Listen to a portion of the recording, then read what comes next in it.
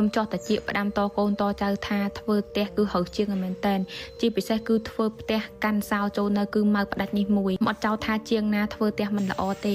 គាត់ខ្ញុំចង់ផ្ដាំអ្នកទាំងអស់គ្នាថាធ្វើផ្ទះកាន់សោចូលនៅមកផ្ដាច់នេះមួយគឺរស់ជាងមែនតែនរើសចំជាងល្អអត់អីទេរើសចំជាងដែលមើលចិត្តគេអត់ធ្លុះគឺបបាក់និយាយគ្នាហើយចាស់គេផ្ដាំថាចេះធ្វើផ្ទះកុំឲ្យឆ្លុះមួយជាងខ្ញុំឆ្លុះហើយតែខ្ញុំចង់ឆ្លុះទេសិតតែមានហេតុផលខ្ញុំប្រាប់ខ្ញុំយំនឹងឆ្អែតជាមួយនឹងផ្ទះមួយហ្នឹងតែអស់គ្នាធ្វើអត់តែ40000ទេខ្ញុំប្រម៉ែប្រមូលលុយដែលខ្ញុំរកស៊ីតាំងពីបាត់ដៃទៅទេមកខ្ញុំយកមកធ្វើផ្ទះទាំងអស់ដោយសារអីគឺខ្ញុំចង់មានផ្ទះឲ្យកូនរបស់ខ្ញុំនៅផ្ទះចាស់ខ្ញុំគឺផ្ទះដែកខ្ញុំធ្វើកាលនោះដូចជាអស់ប្រហែលនេះខ្ញុំអត់សូវចាំទេហើយខ្ញុំមកធ្វើផ្ទះក្រោយនេះខ្ញុំធ្វើអស់40000ណាហើយកន្លងពេលដែលធ្វើនឹងគេកំពុងតែសង្គ្រាមទៀតនិយាយពីបញ្ហាដែលខ្ញុំធ្វើផ្ទះទាំងអស់គ្នាខ្ញុំនិយាយមែនផ្ទះខ្ញុំគ្រាន់តែចាប់ផ្ដើមចេញពីរូបរាងអូខ្ញុំជួបបញ្ហាច្រើនណាស់ខ្ញុំនិយាយទៅគឺខ្ញុំទឹកភ្នែកជូតក្បាលចង្គួងមកធំនិយាយទៅអ្នកគ្នាខ្ញុំហាយទឹកភ្នែកខ្លួនឯងតម្រុំទៅផ្ទះរបស់ខ្ញុំហើយ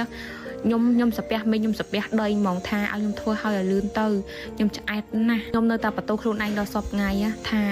បើសិនជាពេលនោះខ្ញុំស្ដាប់តាមចាស់ៗដោយថាខ្ញុំពិភាក្សាជាមួយគេមុននឹងខ្ញុំធ្វើគឺខ្ញុំអត់ជួបបញ្ហាហ្នឹងទេគាត់ចង់និយាយបញ្ហាផ្ទះនៅក្នុងសង្គម TikTok ឲ្យកុំឲ្យគេថា